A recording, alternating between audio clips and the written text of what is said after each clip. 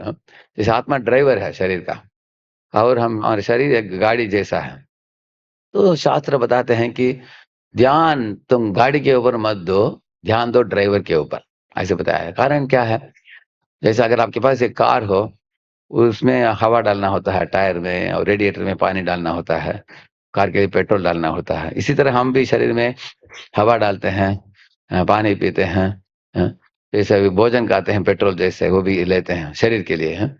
Car को धुलाते हो, शरीर को भी हम नहाते हैं।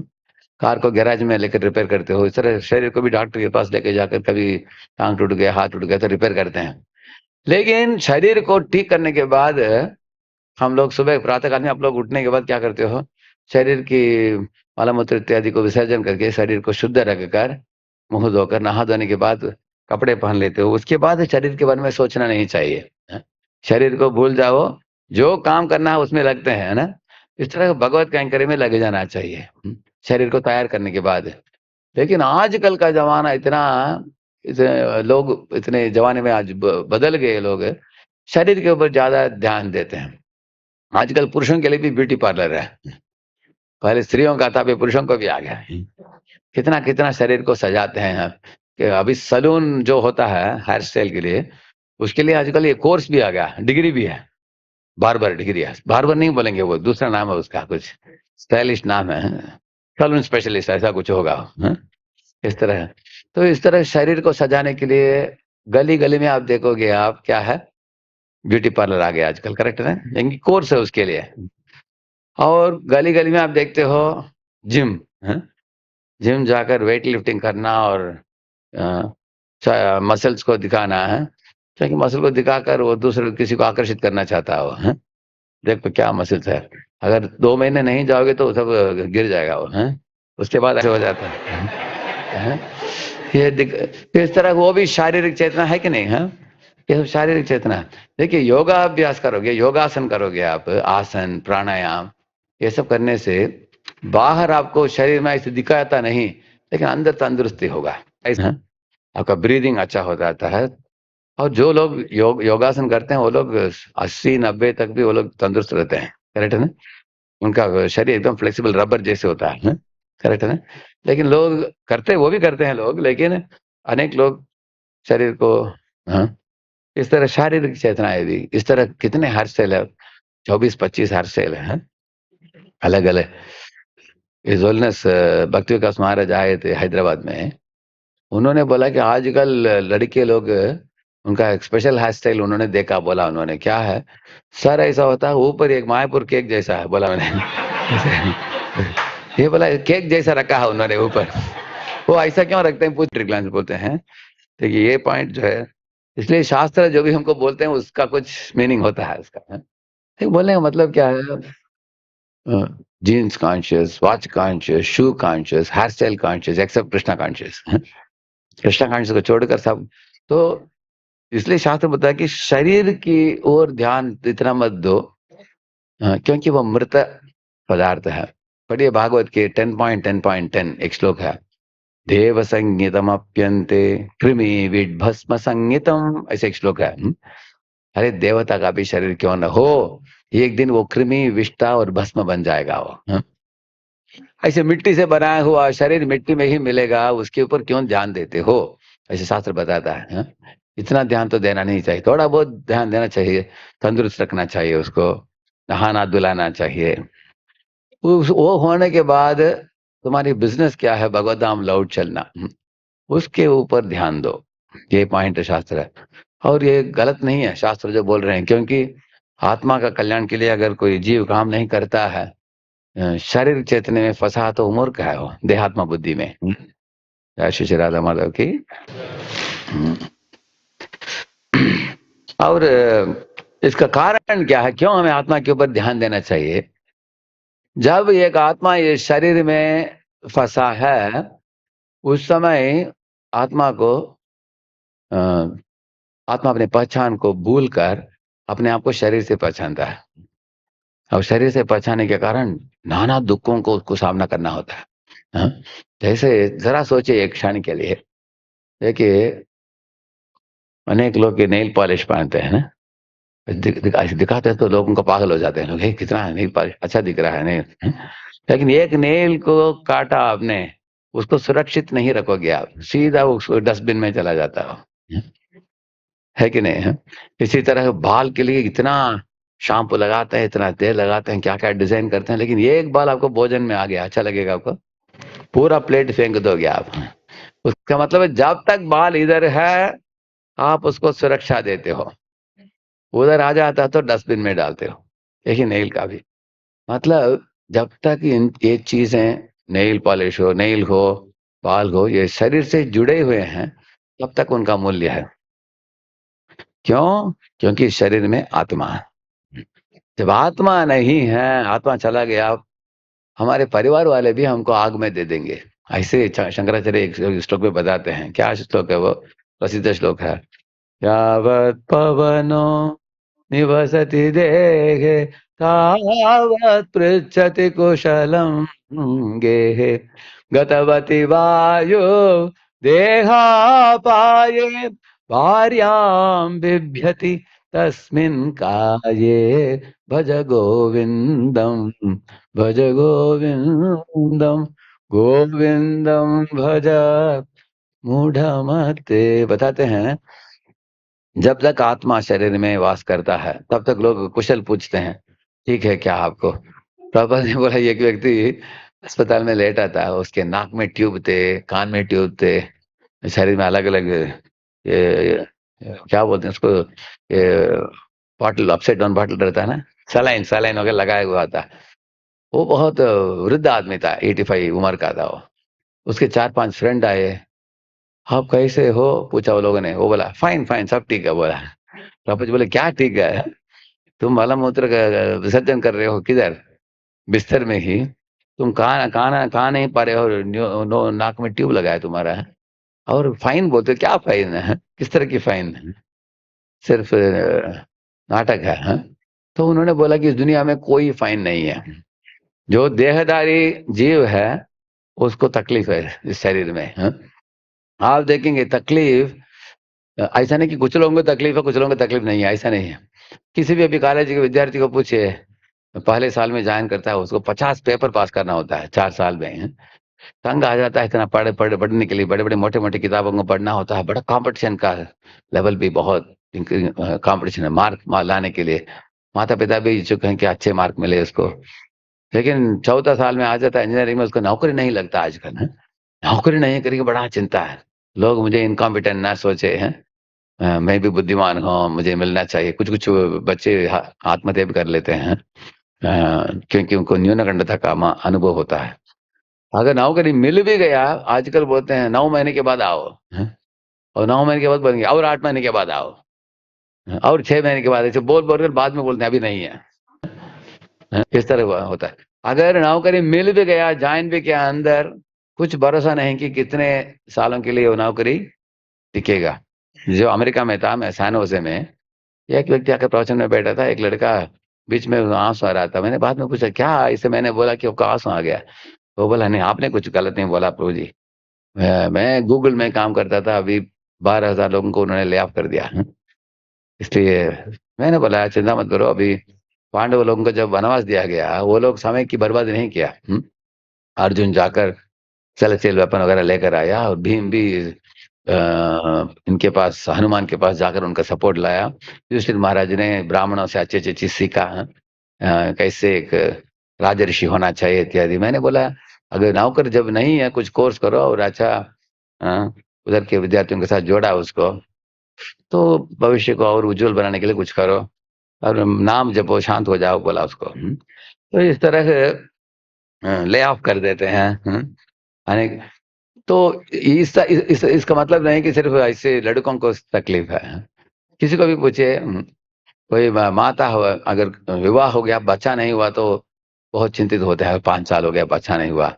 अनेक मंदिरों में जाते हैं, अनेक डॉक्टरों के पास जाते हैं, पति पत्नी अभी 36 हो गया, 38 हो गया, अभी तक बच्चा नहीं हुआ। बहुत चिंतित है। अगर बच्चा हो गया तो क्या चिंता चला जाता है? बच्चा होने के बाद और दूसरा टेंशन है, बच्चे को सँभालना बहुत मुश्किल है, हैं? हैं? कुछ भी आग छू लेता है, चाकू छू लेता है, हाथ में ले लेता है, हैं? बच्चे को बड़ा करके 5, 6, 7 साल होने तक उस माता पिता को बहुत चिंता है। और भी बड़ा हो गया बच्चा, 13, 14 हो गया तो बच्चा माँ बाप की बात नहीं सुनता है। माता पिता की बच्चे के ऊपर ममता बच्चे की ममता से भी ज्यादा है। हाँ? माता पिता बच्चों के बारे में ज्यादा चिंता करते हैं। इसको कुछ ये नहीं हो जाए, समस्या ना हो ऐसे। लेकिन बच्चे बोलते हैं माता पिता को, आप क्यों इतना टेंशन लेते हो? हाँ छोड़ दो, हम आज की लड़कियां भी बोलती है हम एक लड़का ढूंढ लेंगे, आप चिंता मत करो। आप क्यों, हम आप क्या रेडी करना हमको, हम सब रेडी, हमें कर देंगे खुद। तो माता पिता बहुत चिंतित है इसलिए, क्योंकि हर एक माता पिता परिवार की नाम मान सम्मान खराब ना हो, इस तरह इच्छा करते हैं। लड़की जाती है किसी के साथ विवाह करके आ जाती है, रजिस्टर करके आ जाती है, माता पिता को दुखित करती है। बाद में 1 साल के बाद बोलते डाइवर्स करने वाले हैं। क्या दुनिया है आजकल। द्रौपदी बोले कि एक स्त्री 2 हफ्ते में 3 डाइवर्स किया उन्होंने। द्रौपदी लेक्चर में बोलते हैं 2 हफ्ते के अंदर 3 डाइवर्स हो गया एक लड़की का। वो डिवोटी नहीं थी, बाहर की थी, लेकिन पेपर में आया था, प्रभुपाद ने बोला, न्यूज़पेपर में आया था ऐसे। तो ये आजकल ऐसे दुनिया हो गया है, स्थिरता है ही नहीं इस दुनिया में। हमेशा ये क्षणभंगुर दुनिया है। साथ साथ हम लोग उस जमाने में रहते हैं जिसका नाम है कलयुग। सत्ययुग, त्रेता युग, द्वापर युग, कलयुग। सत्ययुग में 1 लाख साल लोग जीते थे। द्वापर युग में 10,000, सॉरी त्रेता युग में, द्वापर युग में 1,000, और कलयुग में 100 भी नहीं, 100 से कम आजकल है। कभी कभी 70, 80, 90 बस। आयुष भी कम है। वैसे तो दुनिया भी निरंतर नहीं है, क्षणभंगुर है। और इस दुनिया में जो भोग के पीछे भागेगा उसको रोग होता है, उसको तकलीफ होता है उसको। क्योंकि इस दुनिया में हर एक भोग के पीछे कुछ तकलीफ भी रखा गया है। ये माया का इसे एक जाल है। इधर जैसे एक चूहा देखता है कि अरे कोई पकौड़ा लटका है, एक रैट ट्रैप के अंदर, तो कोई मूर्ख छोड़ कर चला गया लगता है, चलो जब खाते हैं, अंदर जाता है, उसको जब खींचता है तुरंत तो बंद हो जाता है। करेक्ट है ना? इस तरह इस दुनिया में जो भी इंद्रिय तर्पण के पीछे भागता है वो करेगा, उसको तुरंत दुख होता है। हाँ?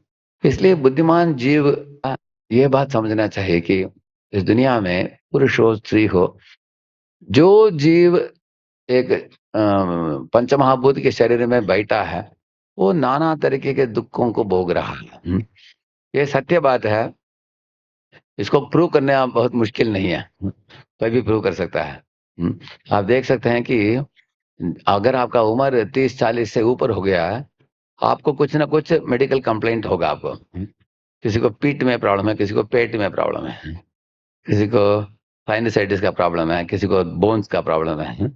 अलग अलग प्रॉब्लम, हर एक व्यक्ति का अलग अलग। नहीं तो हॉस्पिटल इतना क्यों बढ़ रहे हैं? अगर सब लोगों का ठीक ठाक है तो अस्पताल बढ़ाने की क्या जरूरत है? राइट ना? अस्पताल भी बढ़ रहे हैं, डॉक्टर लोग बढ़ रहे हैं। नहीं तो कोई मेडिकल प्रोफेशन में जाएगा ही नहीं अगर लोगों को तकलीफ होता नहीं तो, है ना? हाँ। हाँ, एक बार मैं विद्यार्थियों को पूछा, देखते हैं कौन कौन नाम जानता है। मैंने पूछा जो लोग दांत का डॉक्टर, उसका नाम क्या है? डेंटिस्ट बोलते हैं। जो ये बुद्धि का, ये जो ब्रेन का डॉक्टर का नाम क्या है? न्यूरोलॉजिस्ट। स्किन का डॉक्टर का डर्मेटोलॉजिस्ट बोलते हैं ऐसे, है ना? आइस नोज थ्रोट का डॉक्टर ईएनटी स्पेशलिस्ट। जो हार्ट का डॉक्टर कार्डियोलॉजिस्ट।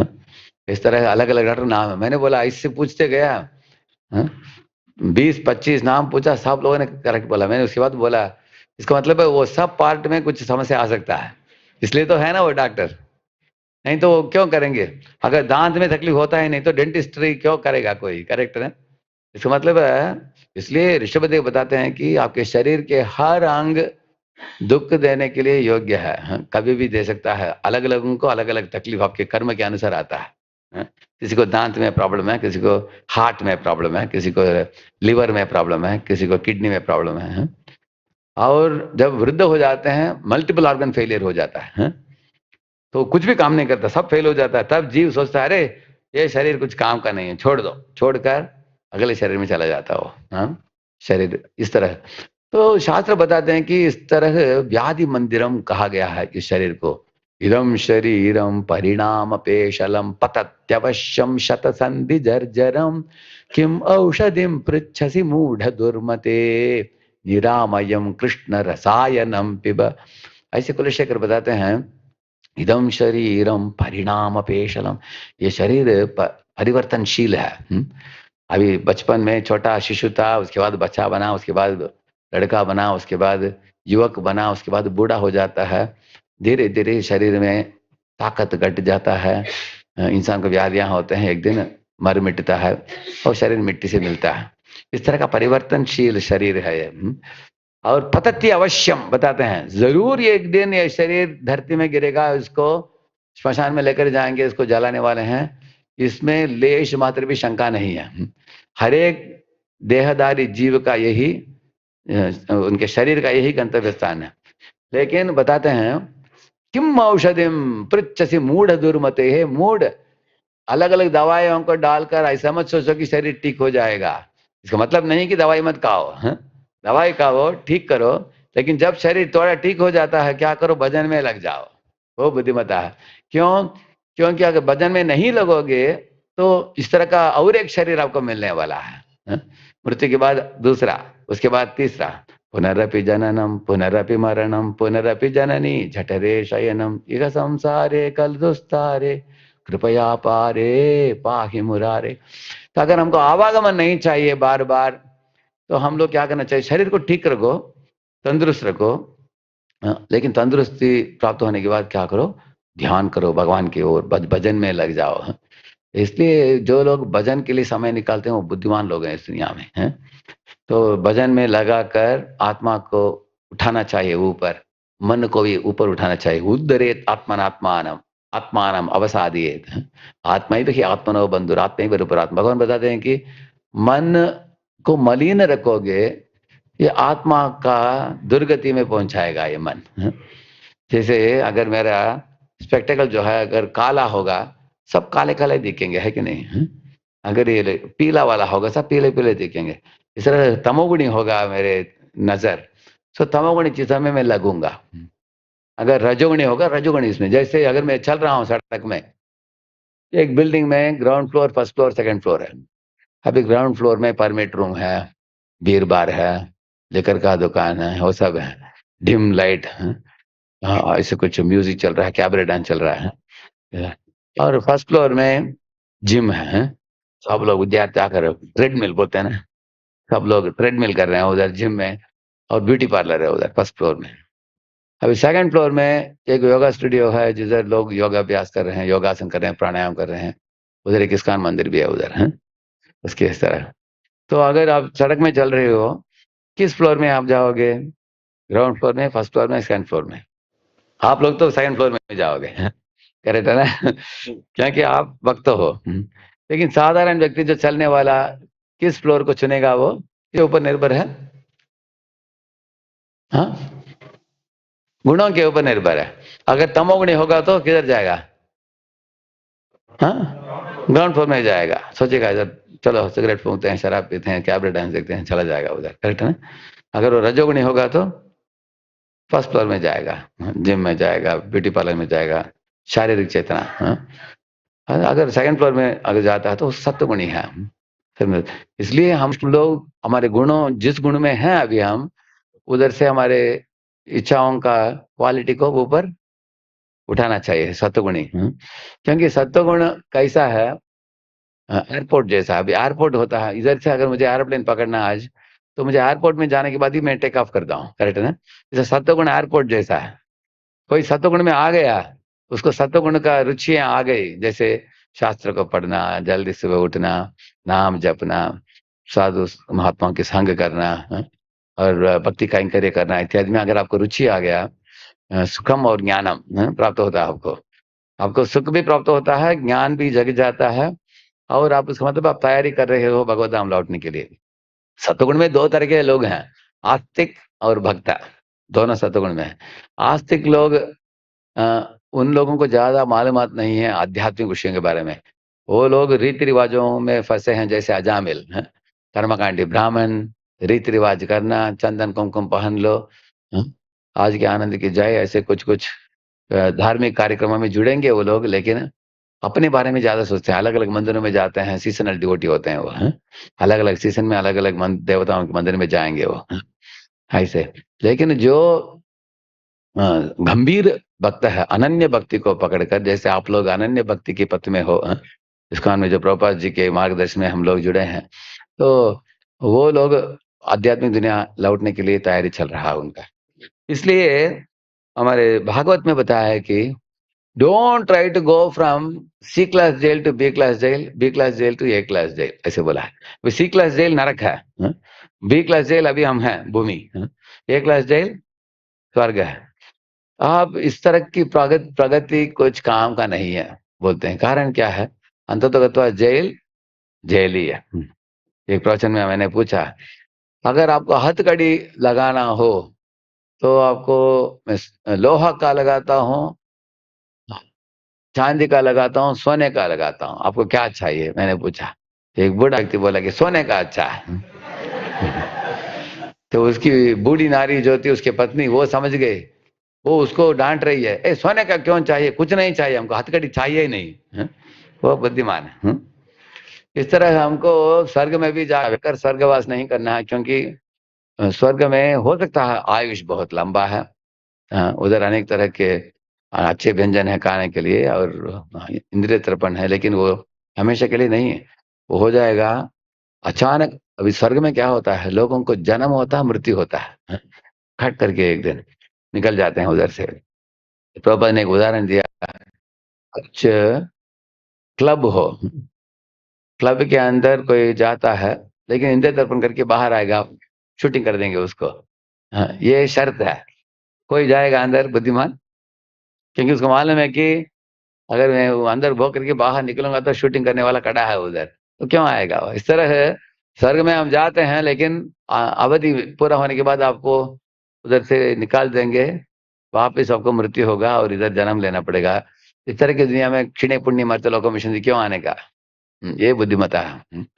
इसलिए पहला मैंने बोला आज के सत्र में कि हमारे ध्यान, ये मृत पदार्थ जो है पंचमहाभूत, उसके ऊपर ना डालकर शाश्वत आत्मा के ऊपर हमें ध्यान देना चाहिए। इसलिए शास्त्र बताते हैं वास्तव वस्तु क्या है, अवास्तव वस्तु क्या है। जैसे कभी कभी हमको पता नहीं चलता क्या इम्पोर्टेंट है। अगर एक टेलीविजन आता है किसी के घर में, उसके साथ थर्मोकोल पैकेज भी आता है। तो थर्मोकोल पैकेज इम्पॉसिबल होता है, उसमें रेशा होता है, रेशा के अंदर एक क्या बोलते हैं शेल को, शेल होता है, उसमें रेशा होता है, रेशा के अंदर एक क्या बोलते हैं शेल को, शेल शेल कवच होता है। तो रेशा कवच, ये दो चीज आग में डालते हैं बाद में। लेकिन अंदर जो है नारियल और नारियल का पानी, वो उचित चीज है हमको लेने के लिए। नारियल हम खाते हैं, पानी पीते हैं। इस तरह प्रभुपाद जी बताते हैं, वो नारियल और पानी जो है वो आत्मा, और आत्मा के हृदय में कृष्ण प्रेम, ऐसा है। लेकिन जो कवच और रेशा है, वो हमारे सूक्ष्म शरीर और स्थूल शरीर है, ऐसा है। तो स्थूल शरीर सूक्ष्म शरीर दोनों अंततोगत्वा मिटने वाले पदार्थ हैं। सूक्ष्म शरीर भी मिट जाएगा। जरयत्याशु या कोशम निगीर्ण मनलोयता, कपिल देव बताते हैं, जब मृत्यु के समय स्थूल शरीर मिट जाता है। सब लोग हम आंखों से हमने देखा है ना, हर एक का।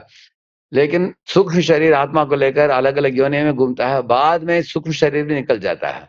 उसको मोक्ष बोलते हैं, आत्मा का, क्योंकि आत्मा शुद्ध हो गया तो सूक्ष्म शरीर को भी, वो आवरण को भी छोड़कर चला जाता है वो, तो हम लोग इसलिए ध्यान देना चाहिए आत्मा के ऊपर, और कृष्ण प्रेम को कैसे जगाना, उसमें ध्यान देना चाहिए। वो पहला पॉइंट बोला। और दूसरा पॉइंट, इसलिए पहला पॉइंट में बता रहे थे कि कैसे आजकल इंसान इतना शारीरिक चेतना में इंसान जीता है ना, अनावश्यक समय की बर्बादी है वो, वो बताया। और आगे हमने बताया कि ये शरीर में इंद्र तृप्ति के पीछे जो जीव भाग रहा है सुख की तलाश में, वो व्यर्थ है। क्योंकि इस दुनिया में जितना हम इंद्रिय तृप्ति के पीछे भागेंगे, उतना तकलीफ भी साथ साथ आता है इस दुनिया में। ठीक है, कृष्ण के पीछे भागो, परम आनंद प्राप्त होगा। इंद्रिय तृप्ति के पीछे भागो, लात खाना पड़ेगा हमको। हाँ? ऐसे बनाया है माया देवी ऐसा, क्योंकि ये direct direct service, indirect service. या तो हम कृष्ण का आश्रय लेंगे, हम परम पद को प्राप्त होंगे। अगर माया का आश्रय लेते हैं तो बार बार इस दुनिया में आवागमन होता है। वो पॉइंट बताया तकलीफ के बारे में। और तीसरा पॉइंट बताया कि इस दुनिया में एडजस्ट करते हुए हम लोग बार बार नहीं आना चाहिए। C class to B class से B class to A class से, क्योंकि लोग क्या सोचते हैं, अरे हमारे पास गाड़ी कार नहीं है, स्कूटर में जाना मुश्किल है, कार आ जाएगा ना हम लोग खुश हो जाएंगे, करेक्ट ना? लोग सोचते हैं। ऐसा नहीं कि किसी घर में कार आ गया उनका सब दुख मिट गया। हाँ, ऐसे एक सोप भी है, लाइफ बॉय सोप, आप देखेंगे एडवर्टाइजमेंट में, लाइफ बॉय सोप यूज करो तुम हैप्पी हो जाओगे। हैं? पता नहीं क्या कनेक्शन लाइफ बॉय और हैप्पीनेस का है। अगर कोई डिप्रेस्ड आदमी है, लाइफ बॉय सोप यूज करने से क्या हैप्पी हो जाएगा क्या वो? हाँ, क्या बोलते हैं लोग? हैं? तो इस लोगों का सोचना होता है कि ये मिलने से तुम खुश हो जाओगे, ऐसे सब लोग बोलते हैं एडवर्टाइजमेंट में। हैं? अच्छे अच्छे मुस्कुराने वालों को डाल देते हैं एडवर्टाइजमेंट में। हैं? बोलते हैं कि तुम भी ये खरीदो तुम भी हंसोगे। हैं? तो ये सब नाटक है। हैं? इसलिए हम लोग इस दुनिया में भगवान लेबल लगाया है दुकालयम शाश्वतम, इसलिए भगवान बताते हैं भगवत धाम लौट